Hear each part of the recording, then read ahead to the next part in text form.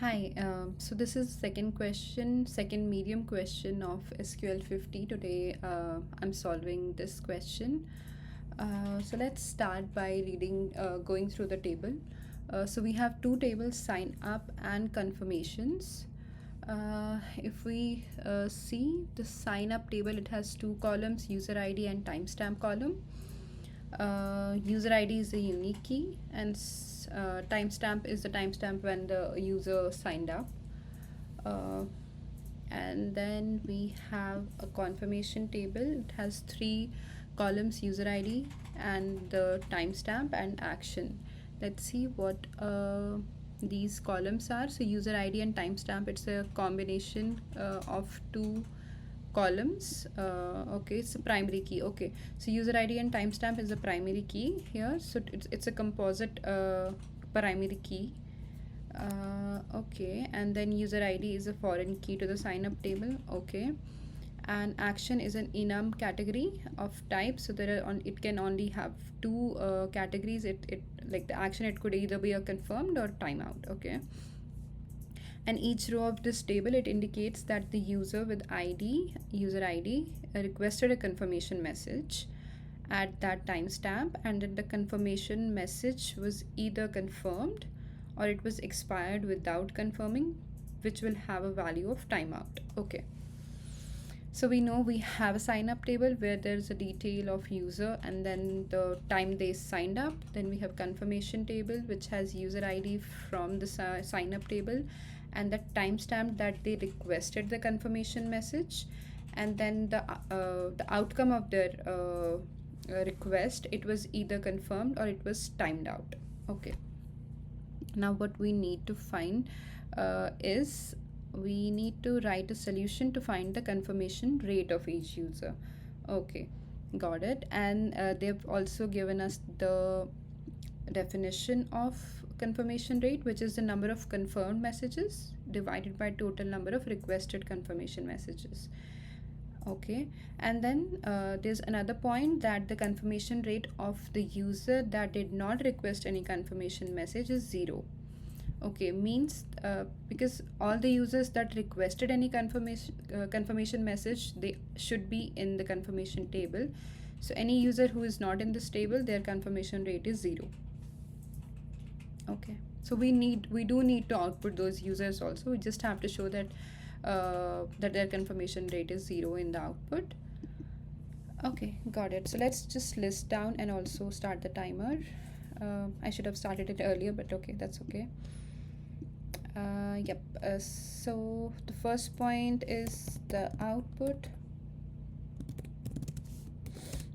So this solution, it will have the confirmation rate of each user. So we'll output user ID and then also our confirmation rate. Now how do we calculate our confirmation rate? We have a definition. It's the number of confirmed messages. Number of confirmed messages, and we divide them by total number of requests, right? Once we have that, then I think these are the only things that we need to. We have to output this. We have a confirmation message and we can sort it on the table in any order. Yeah, and another point is confirmation rate of user who did not request any confirmation is 0. Okay, let's start. So to start the query, select from. So we are selecting it from signups table. I'll put an alias name because we are going to do a join because we have to work with two tables here. So select sign up S. So yeah, so that join, so we will use left join because the question, it says that we have to also show the user who did not request any confirmation message, and if we use inner join, then we will lose the user who has not requested any confirmation message. So we'll use a left join here, and confirmations C on s dot user id, because that's the common id here, because the timestamp, this time set is different from this timestamp, because this is the one when user logged in, like signed up, and this is the one then they requested a confirmation. So they are both different. C dot user id. Okay, and I'll just check the user IDs. S dot user ID. Then I have, okay, let's just okay, maybe I'll just output just for the sake of checking the data, and time stamp, then C dot action.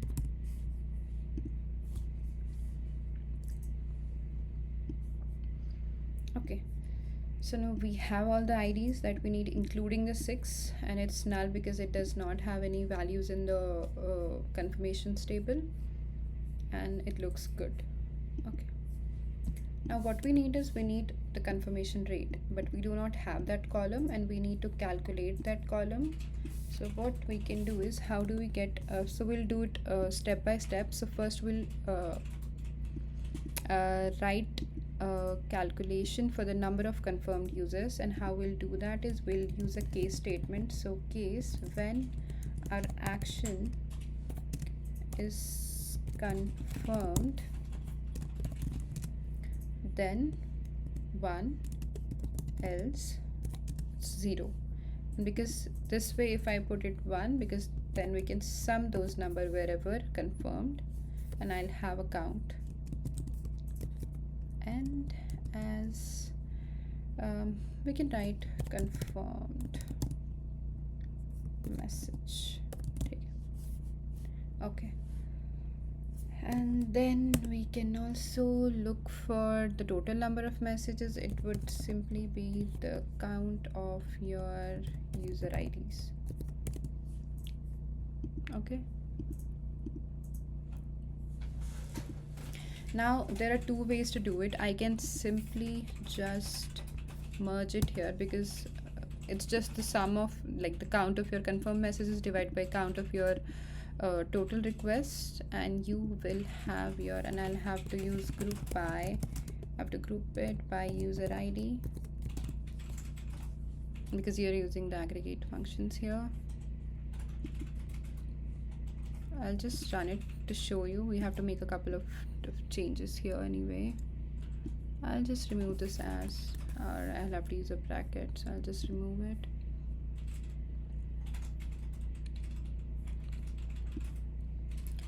So we see a count right now, but it's not 0 definitely, because it's a decimal, and because the above count is integer, so we just have to turn it into a decimal. I'll just do 1.00, just multiplying it with 100, so I'll have a decimal. Okay, so we have a decimal here. 00 looks good. Yeah, it's good. I just have to name it as confirmation rate.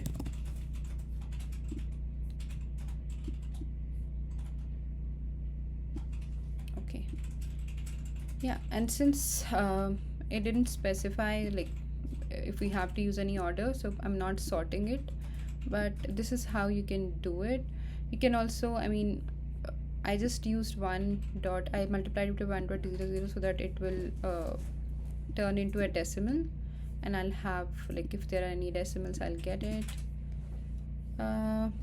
Yeah, so for this particular example, I didn't need to round it. Otherwise, if there were a lot of numbers, then I need to actually round the results, and I can actually do it by round,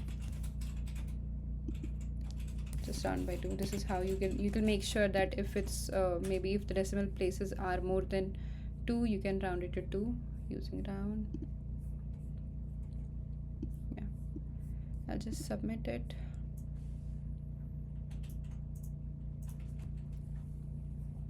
And yep, this worked